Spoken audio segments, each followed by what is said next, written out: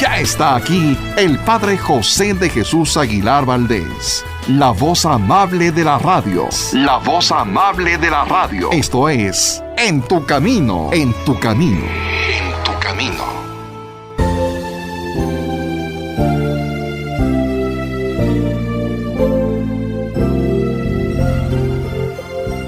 Aleluya, vive el Señor.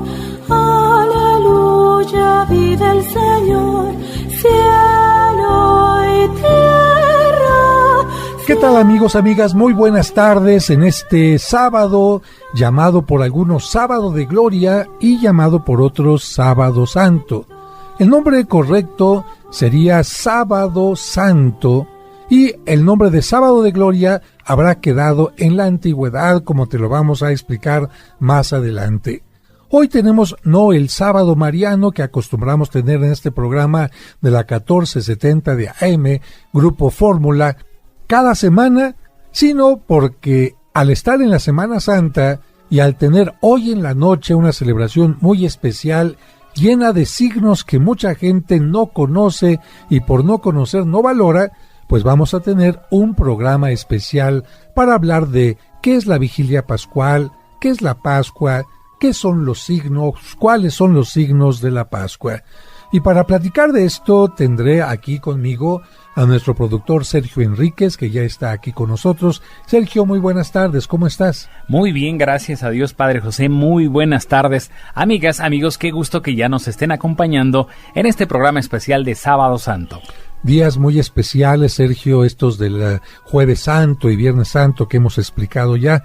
¿Te tocó hacer la visita de las 7 casas o asistir a alguna representación de la Pasión o verla a través de la televisión?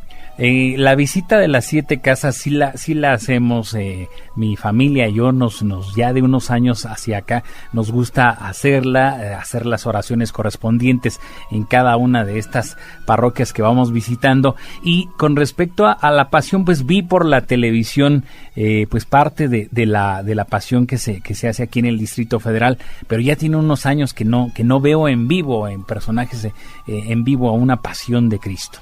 Muy bien, algunos de ustedes, amigos, habrán visto esta representación de la Pasión de Cristo a través de las imágenes que nos llegaban desde Iztapalapa y que, por cierto, me tocó estar acompañando en la transmisión de Televisión Azteca para tratar de informar a nuestro auditorio si realmente hay algunos pasajes reales o bien están cambiados. Ya lo comentaba el día de ayer, pero quiero seguirlo comentando para quien no tuvo la oportunidad de verlo.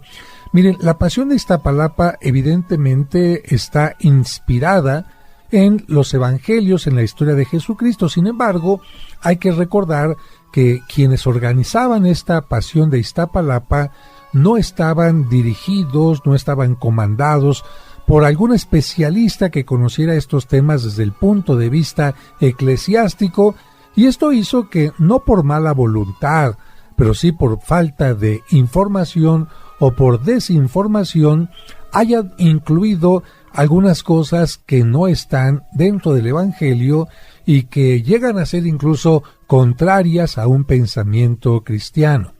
Una de estas cosas es la famosa historia o leyenda del judío errante, que algunos confunden con el momento en que Dios maldice a Caín y le dice que tendrá que estar vagando por todo el mundo. Bueno, en primer lugar, Caín no era un judío. ¿Por qué? Pues porque todavía no se formaba el pueblo judío, que comienza a formarse a través de Abraham. Así que ahí ya estamos hablando de que Caín no es el judío errante. ¿De dónde viene la historia del judío errante? Es una historia que tendrá, cuando mucho, un siglo, quizás un poquito más, y que lamentablemente se escribió para hacer que algunas personas tuvieran una aversión hacia el pueblo judío, los rechazaran, incluso les tuvieran encono, coraje o sentimientos negativos. Fíjense lo que dice esta leyenda, que no, repito, que no se encuentra en el Evangelio.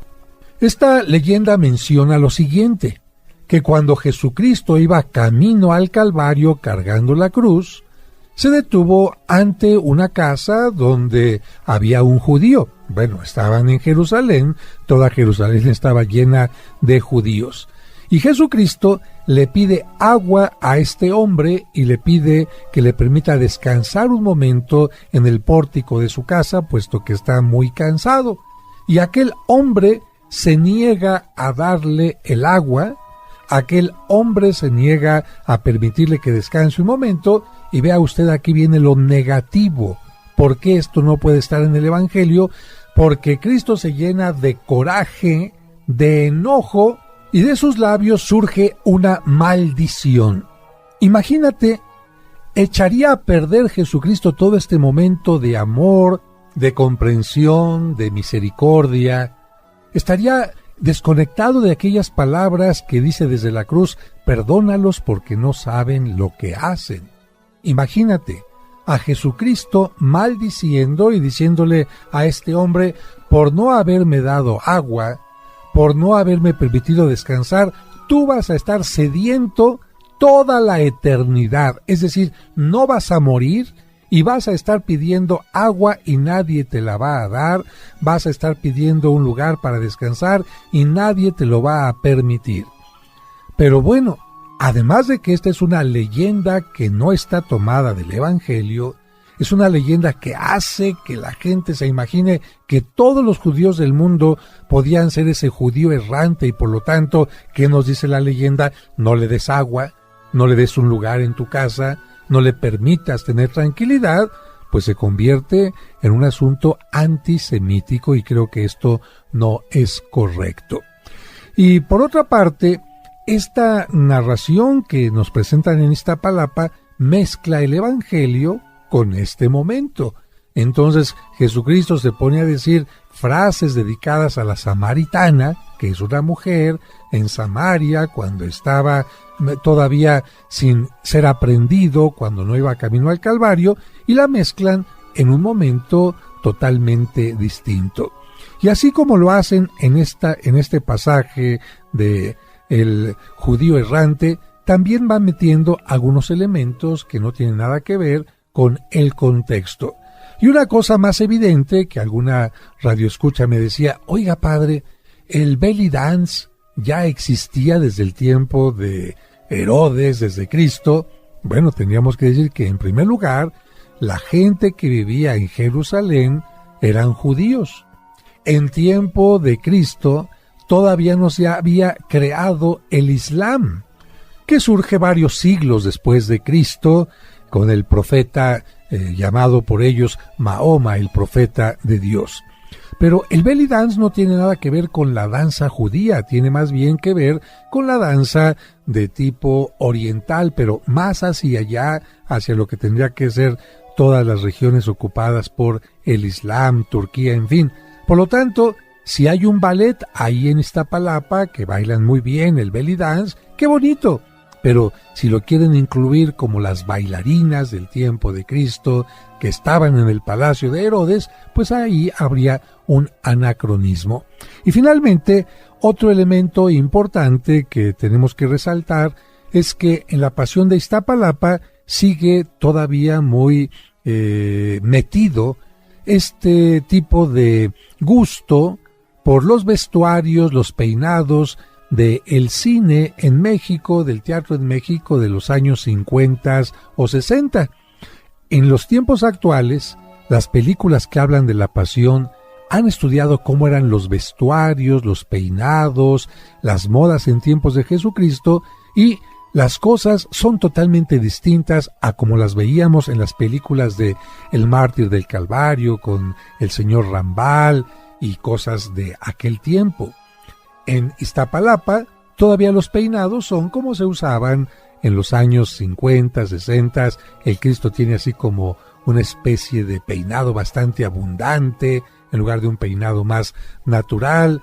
La Virgen sale con un vestuario, no como lo habría utilizado la Virgen, sencillo, sino más bien como se visten algunas esculturas muy barrocas, con muchos encajes. Y también, por supuesto, el ángel tiene un parecido con las figuras de nacimiento típico mexicano.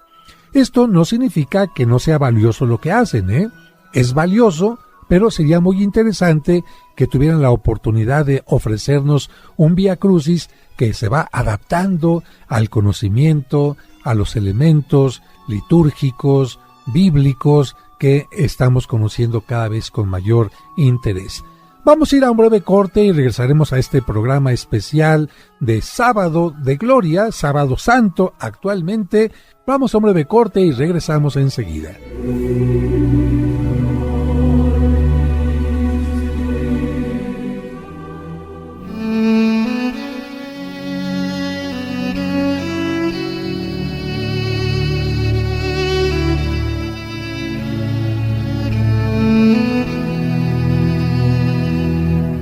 Señor, en este momento una pareja de esposos acaba de discutir.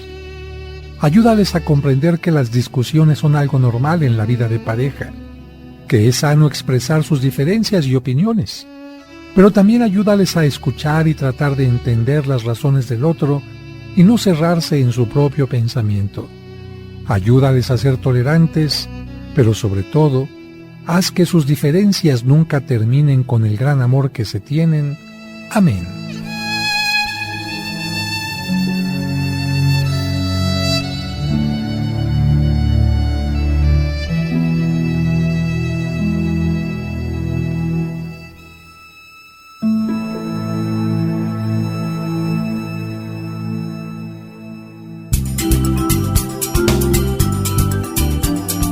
Estás escuchando En tu Camino. Con el Padre José de Jesús Aguilar Valdés, la voz amable de la radio. Tu camino.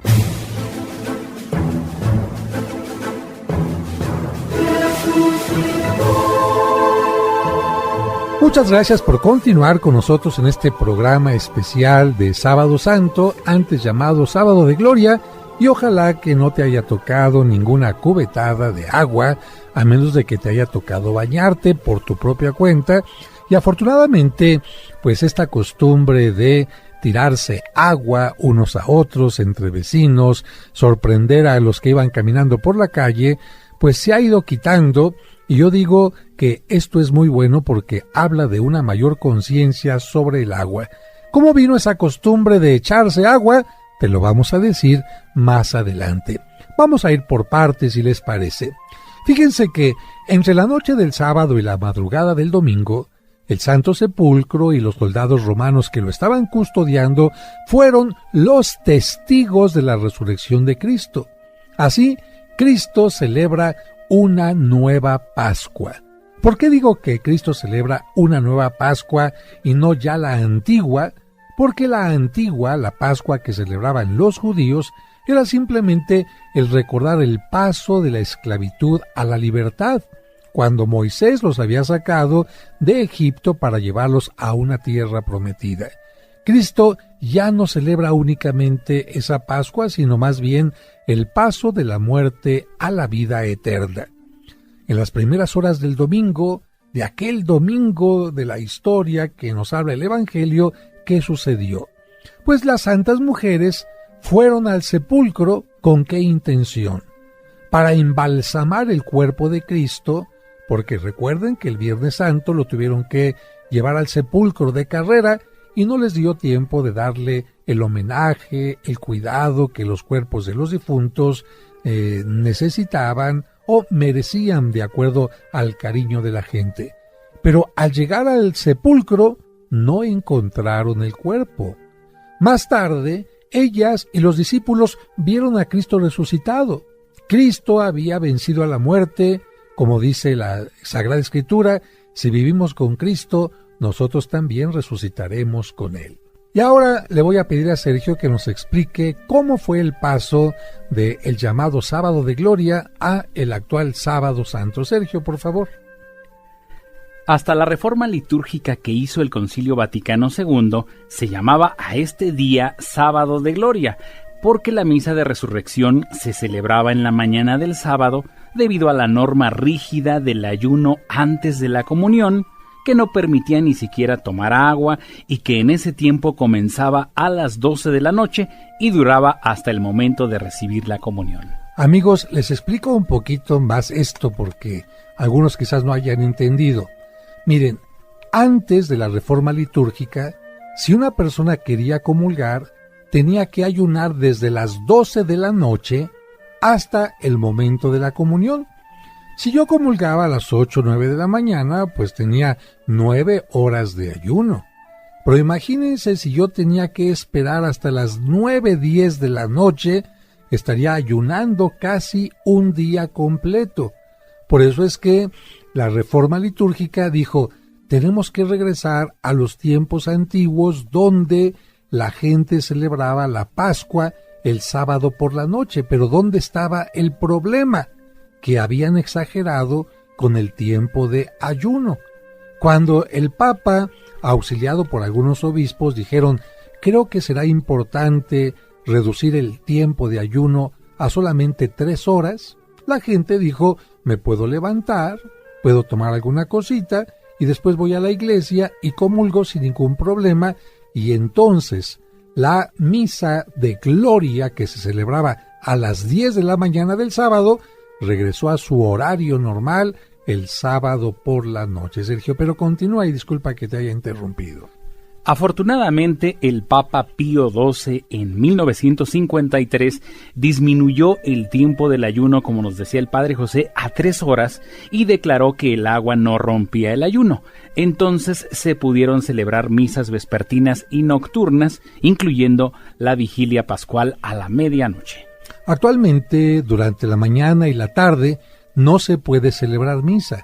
La Sagrada Comunión solo se puede dar en forma de viático. ¿Qué es el viático? No en la misa, sino cuando la hostia consagrada se lleva del Santísimo para visitar a un enfermo y se le da la comunión ahí. Eso es lo que significa el viático. No se concede celebrar el matrimonio en este día, el sábado, ni administrar otros sacramentos, con excepción de la penitencia y la unción de los enfermos. Aunque la celebración de la Pascua de Resurrección debería realizarse en las primeras horas del domingo, también puede realizarse desde el sábado por la noche. ¿Esto para qué? Para culminar en los primeros momentos del domingo. Hay que recordar, amigos, que las fiestas de la Iglesia pueden comenzar a celebrarse a partir de que el sol se oculta. Para la Iglesia, desde que el sol se oculta, se está anunciando ya un nuevo día. Durante la celebración del día sábado, se tienen más lecturas bíblicas que las comunes, con el fin de que todos los cristianos recuerden las promesas que se han cumplido de parte de Dios, y las lecturas hacen referencia a la Pascua o Paso. Recuerden que Pascua en hebreo se dice Pesaj en las diversas etapas.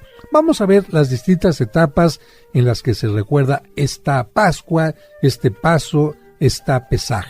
La primera está tomada de la lectura del Génesis y nos habla del paso de cuando no existía nada a la creación del mundo, el universo y el ser humano. Todo esto es obra de Dios. Por eso precisamente en este sábado se comienza totalmente en obscuridad, para recordar que no existía nada y que Dios decide que empiece a existir la luz y todo cuanto fue creando, con especialmente la presencia del ser humano. Y esto lo celebramos precisamente en la primera luna llena del tiempo de primavera, que nos recuerda que la naturaleza se está recreando, se está renovando. La siguiente lectura, también tomada del libro del Génesis, nos narra la historia de Abraham, una síntesis, un fragmento pequeño que nos recuerda el paso del politeísmo al monoteísmo. ¿Por qué? Porque en tiempo de Abraham todo mundo creía en la existencia de muchos dioses. A eso se le llama politeísmo. Y Abraham, sin embargo, inspirado por una gran sabiduría, inspirado y dejándose llevar por Dios, él fue el primer hombre que se menciona en la Biblia que cree en un solo Dios. A eso le llamamos monoteísmo. Para que te quede claro, en Mesopotamia, que es el lugar donde vivía Abraham y su padre y sus compañeros familiares, creían que el sol era Dios, que la luna era diosa, que el mar era Dios, y Abraham pensó, Yo creo que todo lo que veo fue creado por Dios. Abraham creyó en el único y verdadero Dios, y esta es una segunda Pascua que muchos todavía no reconocen y agradecen. Algunos ni siquiera reconocen la primera Pascua, ven la naturaleza y no dan gracias por lo que nos da. Ven una gran cantidad de ídolos como la Santa Muerte, el tarot, la ouija, la santería, y creen que todo eso tiene el mismo poder que Dios. No, para esta gente estaría la invitación de hacer el paso de Abraham, de dejar de creer en muchos dioses, cuarzos, etc., para creer en un solo Dios.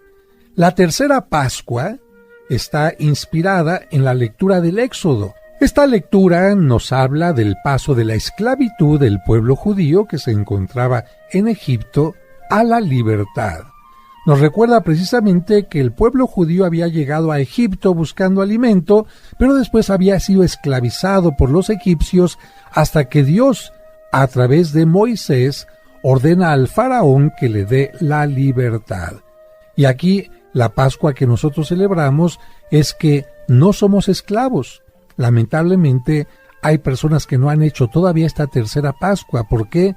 Porque son esclavos del alcohol, esclavos de la droga, esclavos del consumismo, esclavos de una sensualidad no bien controlada, no bien vivida, no bien gozada, centrada en el amor. Si tú eres esclavo de algo, te invitamos a que hagas la tercera Pascua. Otras lecturas hablan del paso del pecado a la vida de gracia que nos trajo Cristo y la predicación de sus apóstoles. A esto le llamaríamos las siguientes Pascuas. Si tú eres esclavo del pecado, es decir, hay algo que te ata para que vivas una vida de gracia, una vida espiritual, te faltaría hacer esta cuarta Pascua. Y finalmente, el Evangelio nos recordará el paso de la muerte de Cristo a la resurrección y la resurrección de todos los cristianos que, si nos unimos a Él, tendremos al final de nuestra vida. Estas son las distintas Pascuas que se celebran el Sábado Santo. Pero vamos a un breve corte y regresaremos contigo para hablar más de estos detalles.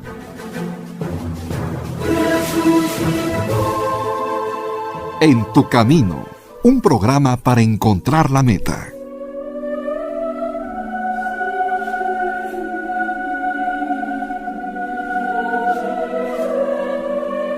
Virgen María, mira aquí.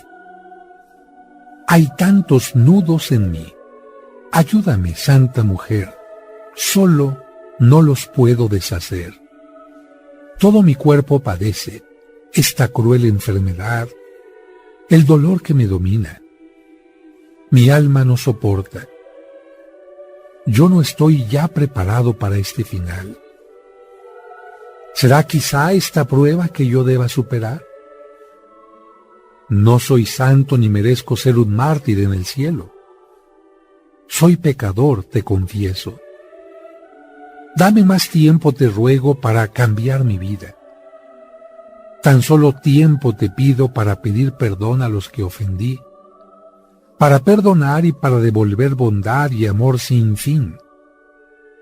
Cuando mi espíritu prepare, te pediré de igual modo que me lleves a tu lado. Con tu poder infinito que los nudos desata, quita de mi mal una parte que me pueda alivianar. Si tú desatas mis nudos, oh Virgen, yo te prometo traerte mi alma, mis sueños, todo mi amor completo. Madre nuestra, Madre mía, aboga por mí en el cielo. Amén.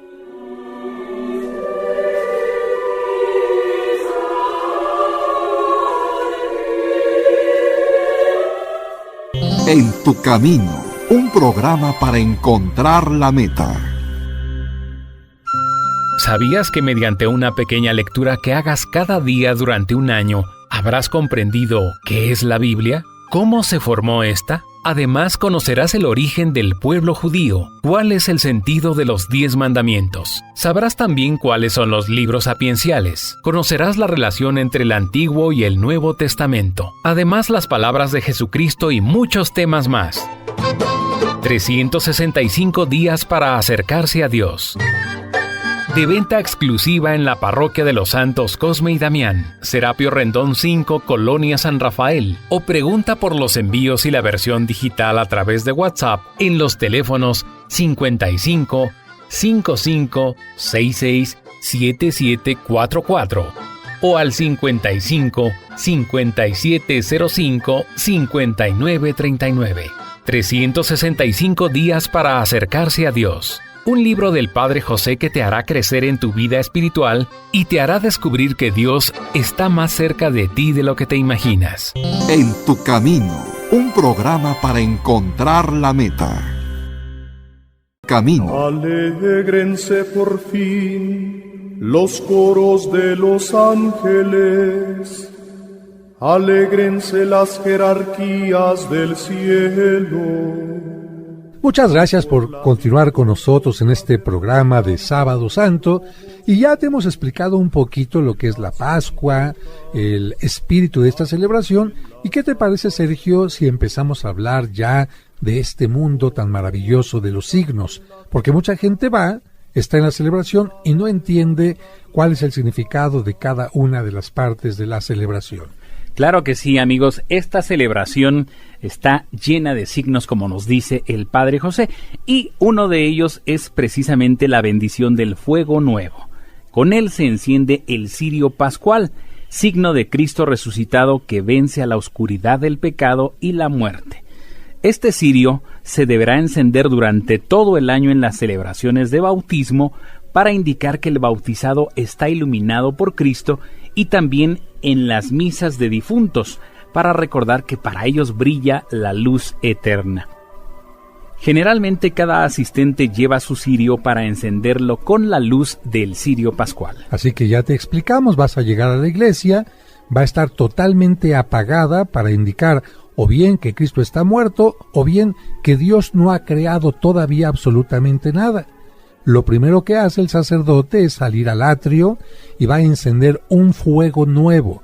No va a encender el cirio de un encendedor, de un cerillo, sino se enciende un fuego nuevo que es el símbolo de Dios que crea, o de la luz que va a irradiar el cuerpo de Jesucristo para que pueda resucitar.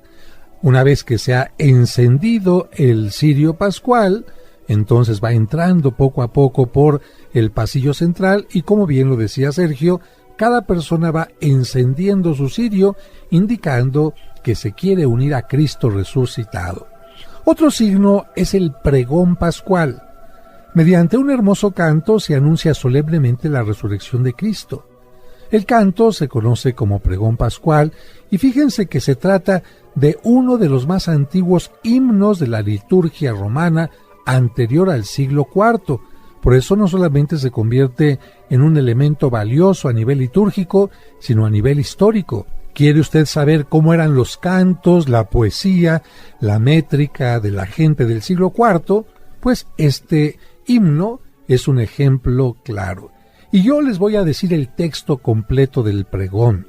Dice así: Alégrense por fin los coros de los ángeles, alégrense las jerarquías del cielo, y por la victoria del Rey tan poderoso, que las trompetas anuncien la salvación. Goce también la tierra inundada de tanta claridad, y que radiante con el fulgor del Rey eterno, se sienta libre de la tiniebla que cubría el orbe entero. Alégrese también nuestra Madre la Iglesia, revestida de luz tan brillante. Resuena este templo con las aclamaciones del pueblo. Por eso, queridos hermanos, que asistís a la admirable claridad de esta luz santa, invocad conmigo la misericordia de Dios omnipotente, para que aquel que sin mérito mío me agregó al número de sus ministros, infundiendo el resplandor de su luz, me ayude a cantar las alabanzas de este cirio. En verdad es justo y necesario aclamar con nuestras voces y con todo el afecto del corazón a Dios invisible, el Padre Todopoderoso, y a su único Hijo, nuestro Señor Jesucristo, porque Él ha pagado por nosotros al Eterno Padre la deuda de Adán, y derramando su sangre, canceló el recibo del antiguo pecado. porque estas son las fiestas de Pascua en las que se inmola el verdadero Cordero, cuya sangre consagra las puertas de los fieles. Esta es la noche en que sacaste de Egipto a los israelitas nuestros padres, y los hiciste pasar a pie el mar Rojo. Esta es la noche en que la columna de fuego esclareció las tinieblas del pecado. Esta es la noche en la que por toda la tierra los que confiesan su fe en Cristo son arrancados de los vicios del mundo y de la oscuridad del pecado, son restituidos a la gracia y son agregados a los santos. Esta es la noche en que, rotas las cadenas de la muerte, Cristo asciende victorioso del abismo. ¿De qué nos serviría haber nacido si no hubiéramos sido rescatados? ¡Qué asombroso beneficio de tu amor por nosotros! ¡Qué incomparable ternura y caridad! Para rescatar al esclavo, entregaste al Hijo. Necesario fue el pecado de Adán, que ha sido borrado por la muerte de Cristo. Feliz la culpa que mereció tal Redentor. ¡Qué noche tan dichosa! Sólo ella conoció el momento en que Cristo resucitó de entre los muertos. Esta es la noche de que estaba escrito: será la noche clara como el día, la noche iluminada por mi gozo. Y así, esta noche santa ahuyenta los pecados, lava las culpas, devuelve la inocencia a los caídos, la alegría a los tristes, expulsa el odio, trae la concordia, doblega a los poderosos. En esta noche de gracia, acepta, Padre Santo, el sacrificio vespertino de esta llama, que la Santa Iglesia te ofrece en la solemne ofrenda de este cirio, obra de las abejas. Sabemos ya lo que anuncia esta columna de fuego, ardiendo en llama viva para gloria de Dios. Y aunque distribuye su luz, no mengua al repartirla, porque se alimenta de esta cera fundida que elaboró la abeja fecunda para hacer esta lámpara preciosa. ¡Qué noche tan dichosa en que se une el cielo con la tierra, lo humano y lo divino! Te rogamos, Señor, que este cirio, consagrado a tu nombre, arda sin apagarse para destruir la oscuridad de esta noche y como ofrenda agradable se asocie a las lumbreras del cielo. Que el lucero matinal lo encuentre ardiendo, ese lucero que no conoce ocaso y es Cristo, tu Hijo resucitado que, al salir del sepulcro, brilla sereno para el linaje humano y vive y reina glorioso por los siglos de los siglos. Amén. Amigos, como hemos escuchado, es un texto largo pero muy bonito este pregón pascual. Otro signo importante es la bendición del agua llamada de gloria, con la que se rocía a todos los asistentes después de que renuevan las promesas del bautismo. Después de escuchar la Santa Misa y durante la semana, muchas personas rocían sus hogares con esta agua para hacerlas participar de la bendición pascual. Así es, por eso precisamente lleva el nombre de Sábado de Gloria, porque se bendice el sábado con el que se abre la gloria, es decir, el triunfo de la resurrección de Cristo sobre la muerte y sobre el pecado. Y quiero hacerles un breve comentario sobre esta agua. Fíjense que en la antigüedad solamente había bautismos el sábado de gloria, el sábado santo. No había bautismos ningún otro día del año.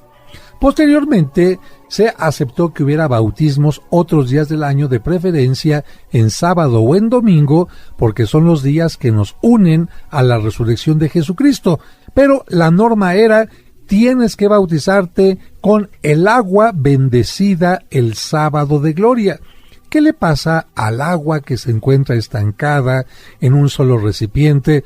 Bueno, imagínense, los animalitos, la vida, las bacterias, los microorganismos empiezan a llegar a ese lugar y el agua se empezaba a llenar de lamas, se empezaba a llenar de algunos elementos verdecitos en las orillas de la pila bautismal e incluso no faltaba por ahí una cucaracha acuática. ¿Qué hacer para que el agua no se corrompiera? El sacerdote iba y le ponía grandes puñados de sal. Y tú sabes que el agua con sal pues no puede tener algún elemento nocivo. De ahí vino la costumbre de ponerle sal al agua bendita para que se mantenga siempre en una forma perfecta. Pero esto de bautizarse con el agua de gloria afortunadamente cambió a partir de la reforma litúrgica de 1962, el Concilio Vaticano II, y ahora se pide que cada vez que hay un bautismo se bendiga el agua para que el agua represente realmente la nueva vida.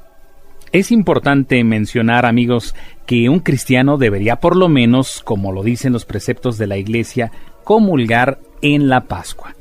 Y para recordar que es una fiesta muy especial, el Papa da desde Roma la bendición Urbi et Orbi, con la que se obtiene la indulgencia. Urbi et Orbi significa a la ciudad y al mundo, es decir, el Papa bendice a la gente de Roma y a la gente de todo el mundo. Pero vamos a ir a un breve corte y regresamos para hablar del mundo de los signos en estos días santos. Alégrense por fin los coros de los ángeles, alégrense las jerarquías del cielo, y por la victoria del Rey tan poderoso, que las trompetas anuncien la salvación. Goce también la tierra, inundada de tanta claridad, y que radiante con el fulgor del Rey eterno. En tu camino, un programa para encontrar la meta.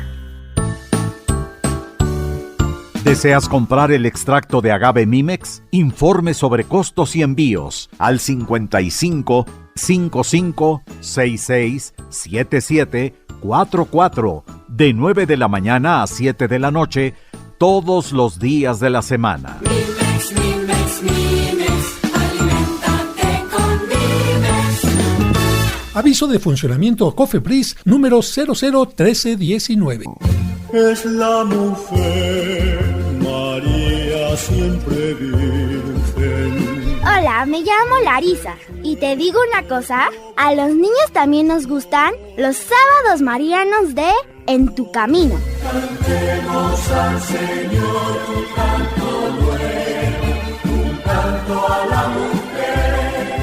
Te esperamos el próximo sábado a las 2 de la tarde para que disfrutes el sábado mariano aquí en Tu Camino. Gracias por continuar con nosotros en este programa de Sábado Santo y ahora te vamos a platicar de la quema de Judas. Fíjense que durante la visita de las 7 casas que hacemos el Jueves Santo, es frecuente que encontremos en el camino a los típicos vendedores de los Judas, estos personajes hechos de cartonería. Y como mucha gente pregunta sobre su origen y significado, vamos a comenzar hablando de ellos, Sergio. Claro que sí, amigos, es parte de las tradiciones mexicanas, pero no es única de México. La fiesta de los Judas o quema del Judas es una tradicional fiesta popular que se celebra en España e Hispanoamérica, en la que, preferentemente el domingo de resurrección, el muñeco que representa a Judas Iscariote es apedreado, linchado y quemado. Pero en otros países la quema se hace otro día del año. Es cierto, en algunos lugares esta quema se hace el último día del año, haciendo que la figura del Judas represente todo lo malo del año que está terminando. Por ejemplo, en Uruguay se les llama Judas findeañeros y en Ecuador se les llama años viejos. En Latinoamérica, además de México, esta quema de Judas se realiza en países como Chile, Paraguay, Perú y Venezuela. En España, la figura del Judas se hace de tamaño natural y con diversos materiales como tela, escayola, paja, madera y pintura de colores. ¿Cómo se viste? Se viste con ropas recolectadas entre los vecinos. En su interior, además de los cohetes, algo interesante, se suele poner monedas y otros objetos como caramelos y confeti. En la base que sostiene al muñeco, esto en otras partes, no en México, se encierran palomas vivas dentro de cántaros de barro que, al romperse con las pedradas que le envía la gente, les permiten salir a las palomas volando. La base también puede contener sorpresas como grandes piezas de queso y botellas de vino. En algunos pueblos se dan regalos especiales a los participantes que trepan a la parte más alta del palo que sostiene al Judas. Pero para hacer más difícil la subida, ponen un poco de grasa al palo, así como el palo encebado. La ceremonia de la quema o destrucción de los Judas se lleva a cabo el Sábado Santo. La gente lo hace antes o después de la misa de la Vigilia Pascual. En algunos lugares, antes de la quema, se realiza una especie de representación teatral donde participa el público. Se hace un juicio público de Judas Iscariote. Algunos tratan de defenderlo y otros lo condenan con gritos. Después del juicio en que se declara culpable, la gente comienza a lanzarle piedras a la imagen y después la queman. Las piedras rompen las vasijas de barro que encierran a las palomas y los regalos. Finalmente, la quema permite que las monedas caigan ante la alegría de los asistentes que luchan por ganarlas. Bueno, eso es en España especialmente. Y alguien se pregunta, ¿esta tradición de la quema de Judas tiene algo que ver con el Evangelio? Pues miren, la tradición popular sustenta que esto que hacen, la quema del Judas, está mencionada en el Evangelio de San Mateo. ¿Por qué? Pues porque el capítulo 27 de este Evangelio dice que Judas, el que había traicionado a Jesús, al ver que lo habían condenado, tuvo remordimiento y devolvió las 30 monedas de plata a los jefes de los sacerdotes y a los ancianos, diciéndoles, he pecado entregando a la muerte a un hombre inocente. Pero ellos, dice el Evangelio, le contestaron, ¿y eso qué nos importa a nosotros? Eso es cosa tuya. Entonces Judas arrojó las monedas en el templo, fue y se ahorcó. Al quemar a un Judas ahorcado y colgado de un palo, las monedas se desparraman, recordando lo que Judas hizo en el templo. Y para quien se pregunta cuándo llegó esta costumbre a México, podemos decirles que la elaboración de los Judas llegó a México desde el tiempo del virreinato, cuando los españoles conquistadores implementaron entre los indígenas la elaboración de muñecos que ellos llamaban monigotes de Valencia, porque ahí fue donde se empezaron a realizar. Los utilizaban como instrumento de evangelización durante el llamado Sábado de Gloria. El Judas mexicano se hace con pequeñas varillas de madera o carrizo, cartón, engrudo y pintura. Por lo tanto, esta artesanía pertenece a la rama de la cartonería. Su tamaño va de los 30 centímetros hasta los 7 metros o más. Con el paso del tiempo, la figura del apóstol que traicionó a Cristo se cambió por los signos del pecado y de la muerte que fueron vencidos por Cristo. El demonio rojo representa el pecado y el esqueleto o calavera representa la muerte. Los Judas también pueden representar los pecados capitales o tomar, usted lo sabe bien, la forma de algún personaje político o público del que la gente quiera burlarse o al que quiera castigar y sacar su coraje contra él a través de esta imagen, sin importar si el representado ocupa un grande puesto en el gobierno. Fíjense que esto hizo que durante el gobierno de Antonio López de Santana, Miguel María Zcárate, gobernador del Distrito Federal, publicó en marzo de 1853 un decreto que prohibía las representaciones de personas conocidas. El decreto dice así: con el objeto de evitar los abusos que suelen cometerse con motivo de las salvas, es decir, quema de cohetes, que se hacen los sábados de gloria, y con el deseo de conservar la antigua costumbre de que ese día, el jueves y viernes santo, no transiten por la ciudad carruajes y cabalgaduras, porque los carruajes llevaban estos Judas paseando también por toda la ciudad, he determinado, continúa el escrito, lo siguiente: en la salva del referido sábado de gloria no se tirará cohetes a mano, ni se dispararán armas de fuego de ninguna clase, y es que algunos disparaban también a la figura del Judas, ni se quemará, ni venderán los muñecos que vulgarmente se llaman Judas, siempre que tengan algún vestido o distintivo con que se ridiculice a alguna clase de la sociedad o alguna persona determinada. Y continúa el escrito: el que quebrante las siguientes disposiciones pagará una multa de 1 a 10 pesos, que era una fortuna grandísima en aquel tiempo, o sufrirá la pena de 5 a 50 días de grillete, no cárcel, sino que le ponían a usted una pesada bola con una cadena atada en el pie, sin prejuicio de la que imponga el juez competente o por el reclamo que hagan los agraviados de ella. Y como esas multas resultaban muy graves, se dejaron de quemar figuras de personajes políticos, pero en los últimos años ha resurgido esa costumbre. Los Judas siguieron quemándose bajo las figuras del clásico Diablillo y la Muerte. Antes de 1953, las campanas de catedral repicaban a las 10 de la mañana del Sábado de Gloria, anunciando el inicio de la Pascua o Resurrección de Cristo, cuando el sacerdote que celebraba la misa entonaba el canto del Gloria. En ese preciso momento iniciaba la quema de los Judas. ¿Dónde los quemaban? Pues en las calles de Tacuba y la calle de San Francisco, que Francisco Villa le cambió el nombre por Madero. Los Judas estaban rellenos de zapatos, ropa, chorizo y otros alimentos donados por los comerciantes de la zona. Lamentablemente, el gobierno de la ciudad hace poco para promover esta tradición. Más aún, en algunos momentos intentó acabar con ella.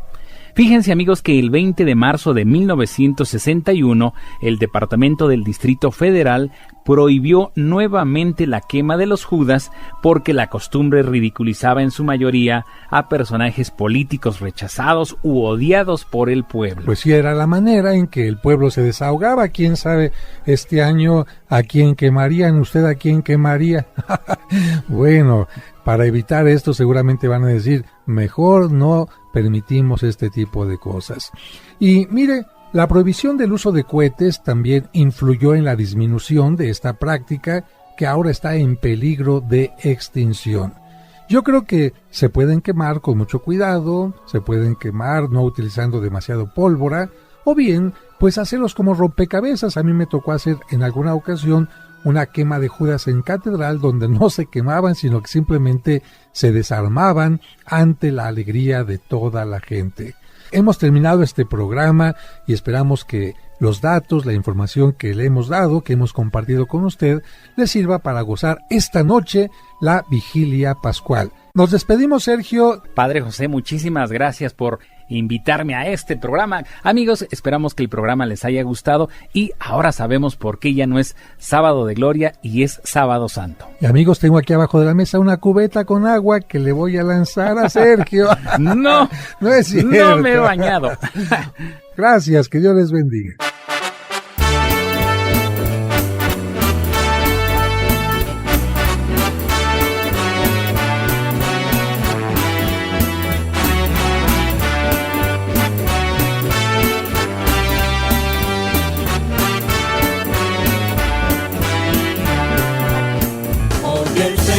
Hoy el Señor resucitó y de la muerte nos libró.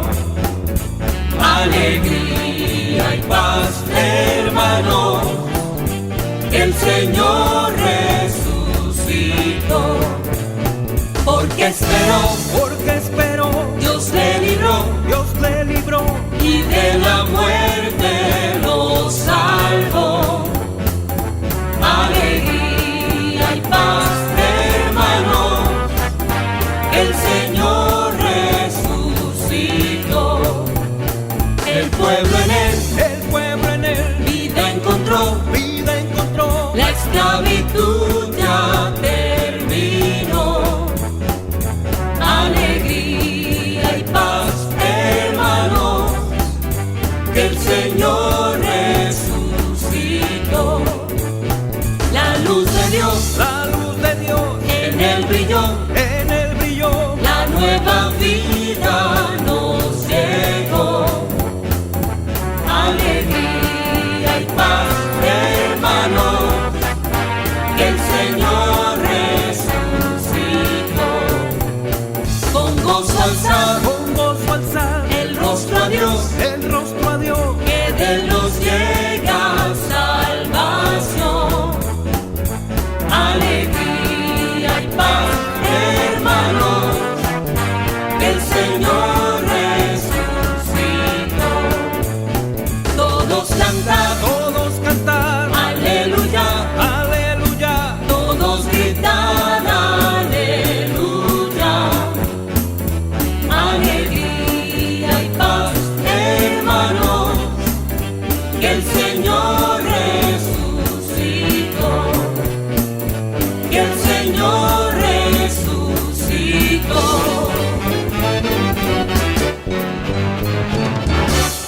En tu camino.